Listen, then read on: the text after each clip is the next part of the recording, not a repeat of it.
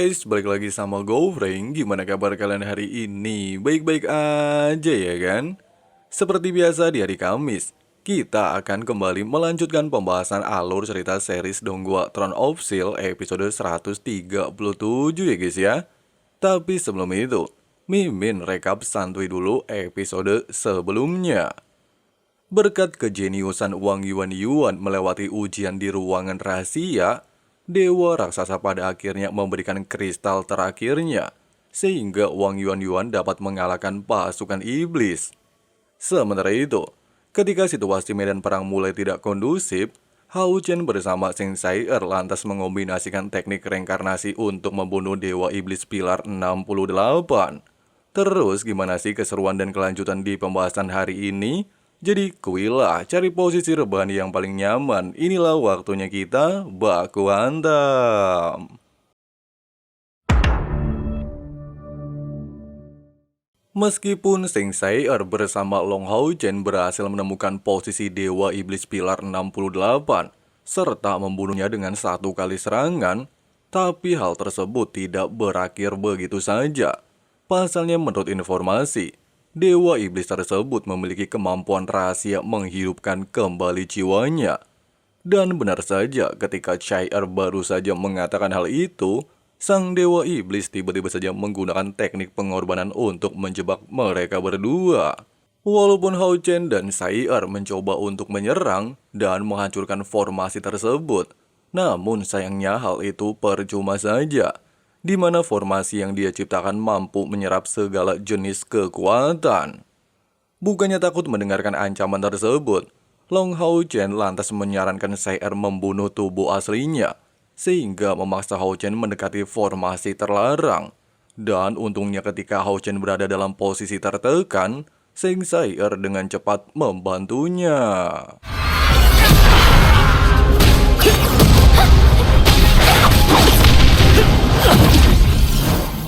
Melihat mantra terlarang dapat menyerap kekuatan spiritual, Sai'er beranggapan jika si Udin pastilah memiliki kelemahan. Oleh sebab itu, Hao Chen bersama Sai'er kembali mencoba menyerang serta menghabisi para monster di tempat ini.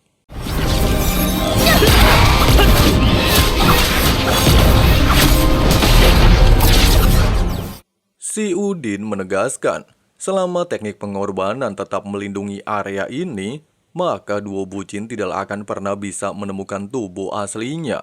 Sehingga dia langsung membangkitkan para monster untuk bersiap-siap dalam mode pertempuran. Melihat dan mendengar hal itu, Long Hao Chen tiba-tiba saja teringat dengan kejadian di masa lalu ketika memasuki area Eternal Tower, di mana dirinya pernah mendapatkan teknik gelombang cahaya. Dan setelah mengingat hal tersebut, Hao Chen lantas mencoba keberuntungannya melepaskan teknik yang sama. Meski gelombang cahaya berhasil memaksa tubuh si Udin menunjukkan diri, serta menyombongkan diri kalau duo bucin tidaklah mungkin bisa membunuhnya, tapi Sai'er yang udah kesel banget ngedengerin bebacot si Udin, secara paksa melepaskan teknik dewa kematian bentuk pertama.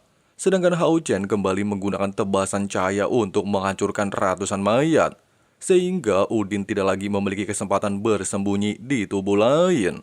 Tepat di momen ini, ketika si Udin dalam posisi lengah, serta masihlah kebingungan bagaimana mungkin Hao Chen dapat menemukan titik kelemahan ritual pengorbanan, Seng Sai'er lantas memanfaatkan hal tersebut mengaktifkan teknik 7 kemutlakan dewa kematian. Dikarenakan situasi di area ini sudah aman terkendali, serta Wang Yuan juga telah tiba dan menyelamatkan aliansi dari klan iblis, Hao Chen bersama Sai'er memutuskan kembali ke wilayah perbatasan medan perang. Sesampainya di ruangan, meski Dewi Perang mengucapkan permintaan maaf karena datang terlambat, dan hanyalah bisa mempertahankan satu benteng saja yang memiliki energi spiritual, namun Ketua Qin tidaklah mempermasalahkannya, di mana ternyata Jenderal Ye pernah meramalkan sebuah kehancuran di wilayah perbatasan kuil warrior. Ketua Qin lantas melanjutkan, selain Jenderal Perang sendiri pernah mendapatkan kekuatan dewa raksasa, dan bahkan memenangkan pertempuran dengan kekuatan ilahi. Tapi setelah pertempuran tersebut, sang dewa raksasa harus kembali tertidur sampai kuil aliansi warrior menemukan pewaris untuk membangkitkannya.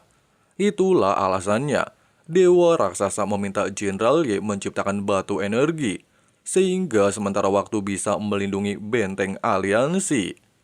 Mendapati penjelasan tersebut, serta sebelum pergi meninggalkan kuil warrior, Dewi Perang lantas bertujuan untuk melakukan banyak hal.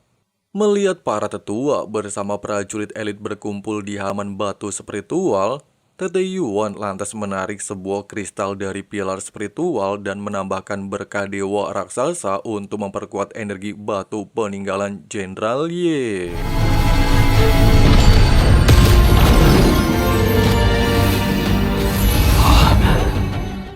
Selain para prajurit merasakan energi spiritual di tubuh mereka meningkat pesat, Wang Yuan sendiri ternyata sudah mengukir kekuatan dewa raksasa di dalam kristal. Sehingga di masa depan tempat ini akan terus memberikan kekuatan serangan ataupun pertahanan sebanyak 20%. Merasa cukup puas dengan apa yang diberikan Wang Yuan, Ketua Qin lantas mengumumkan, sebagai orang yang memiliki garis keturunan dewa raksasa, Tete Yuan langsung dinobatkan menjadi pemimpin berikutnya kuil warrior.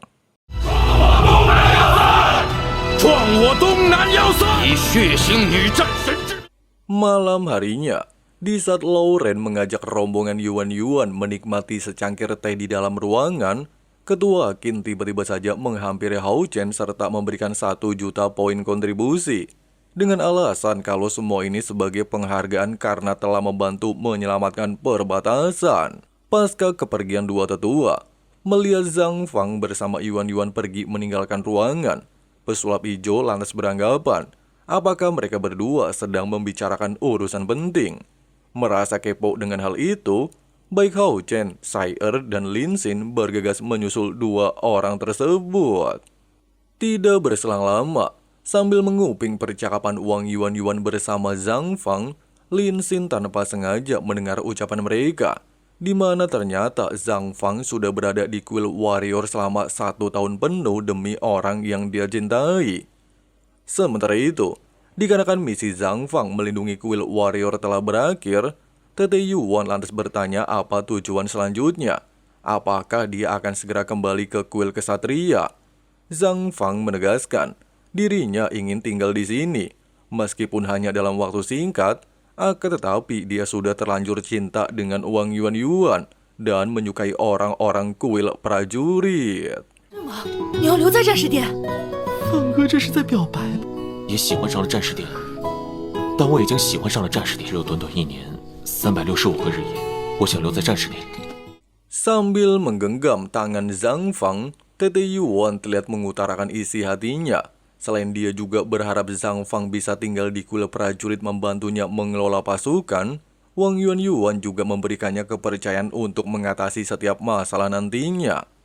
Meski Zhang Fang merasa bahagia mendapatkan kepercayaan dari Yuan, tetapi dia tidaklah mengetahui apa sebenarnya yang ingin dikatakan Wang Yuan.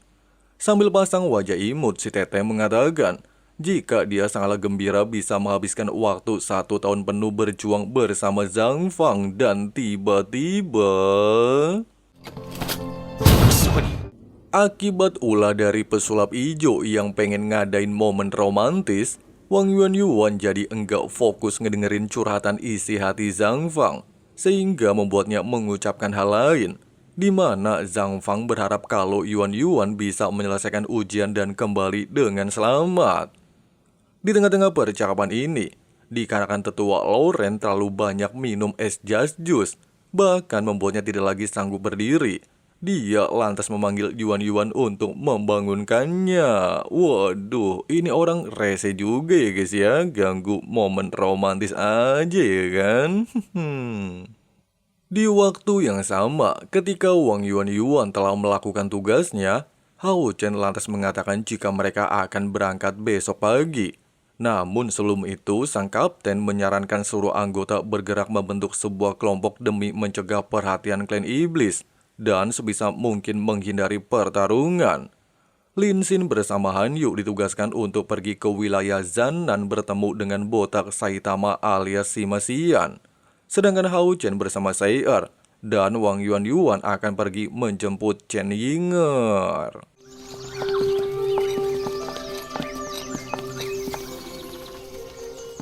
Sesampainya di hutan selatan kuil jiwa, Yuan bersama Hao Chen dibuat terpukau melihat pemandangan di sekitar hutan. Selain merupakan tempat yang disukai Chen Yinger, para binatang yang tinggal di sini juga sangat ramah. Di tengah-tengah perjalanan tersebut, menyaksikan keanehan seseorang tiba-tiba saja menutupi dirinya, serta langsung tancap gas meninggalkan area hutan. Long Hao Chen beranggapan kalau orang tersebut pastilah sedang menyembunyikan sesuatu. Oleh sebab itu, dia segera mengikuti orang tersebut dan ternyata... Walaupun kedatangan tim Hao Chen sempat mengejutkan dua penjaga, namun setelah jagoan kalian menjelaskan tujuannya untuk membawa Chen Yinger kembali, serta menunjukkan sebuah token perintah dari kuil kesatria, dua penjaga tersebut pada akhirnya mempersilahkan Hao Chen memasuki ruangan yang sudah ditentukan. Tidak berselang lama, ketika Yuan merasa bosan karena terlalu lama menunggu, seorang pelayan wanita terlihat menghampiri Long Hao Chen, serta menyampaikan perintah kalau tuan putri mereka sedang tidak bisa diganggu sementara waktu. Mendengarkan percakapan itu, Wang Yuan jelas menolaknya, dengan alasan jika Chen Yinger tidaklah pernah mengatakan hal seperti itu, sehingga memaksa Tete Yuan bersama Sai Er mengambil tindakan. Meskipun sempat dihadang oleh para penjaga, namun karena Yuan memiliki sifat barbar, dia tanpa basa-basi langsung membuat kericuan di dalam ruangan. Terlepas dari kejadian barusan, Long Hao Chen dengan cepat menenangkan suasana dan menegaskan kalau kedatangannya hari ini bukanlah untuk memicu konflik antar kedua pihak, melainkan ingin bertemu dengan Chen Yinger. Si pelayan beralasan, karena meditasi Tuan Putri sangatlah penting bagi kuil jiwa, dia lantas menyarankan rombongan Hao Chen untuk cepat mungkin pergi meninggalkan area ini. Keesokan harinya, merasa janggal dengan informasi tersebut, serta menyadari sikap anggota kuil jiwa terbilang cukup aneh, dan terus-menerus menghalangi bertemu Chen Yinger, Long Hao Chen lantas bertujuan menyelinap ke dalam istana kuil jiwa. Tapi...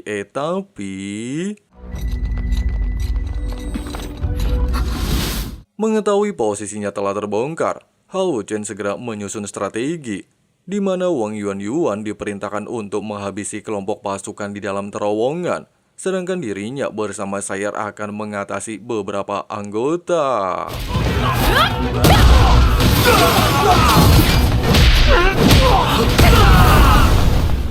Setelah berhasil melumpuhkan para penjaga, suara tetua Ruo Sui tiba-tiba saja memanggil nama Long Hao Chen dan langsung menunjukkan diri.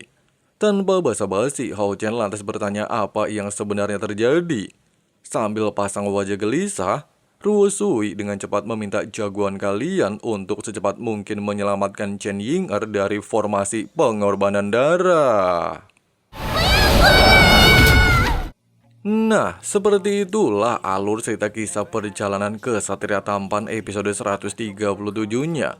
Gimana guys pendapat kalian? Coba tulis di kolom komentar ya. Kira-kira apa yang bakalan terjadi nantinya sama Chen Yinger? Apakah jagoan kalian mampu menghentikan aliansi kuil jiwa untuk menyelamatkan Chen Yinger? Kita tunggu aja di hari Kamis depan ya. Oke lah, mungkin segitu dulu untuk pembahasan hari ini. Terima kasih banyak banget buat kalian yang udah nonton videonya sampai habis. Di sini Abang Frank mau lanjut ngopi-ngopi santuy dulu. See you, bye. Bye.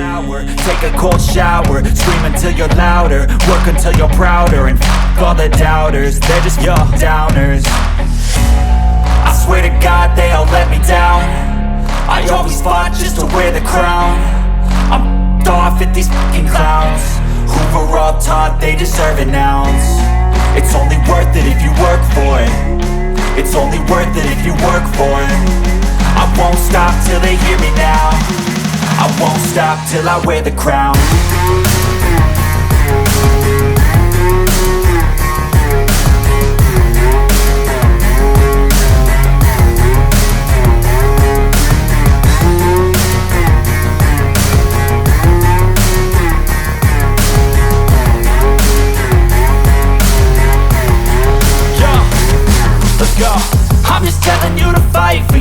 but it's not what it seems. Man, it's hard to be seen when everybody wants to be king. Yeah, they all wanna ring, yeah, we all wanna be free. So show me what you got, what you bring, how you fight in the ring, how you take a fucking swing. Do you got heart, are you mean? Got some scars, got some needs, are you willing to go bleed? I swear to God they all let me down. I always fought just to wear the crown. I'm f***ed off at these fucking clowns who were all taught they deserve an ounce. It's only worth it if you work for it. It's only worth it if you work for it. I won't stop till they hear me now. I won't stop till I wear the crown. I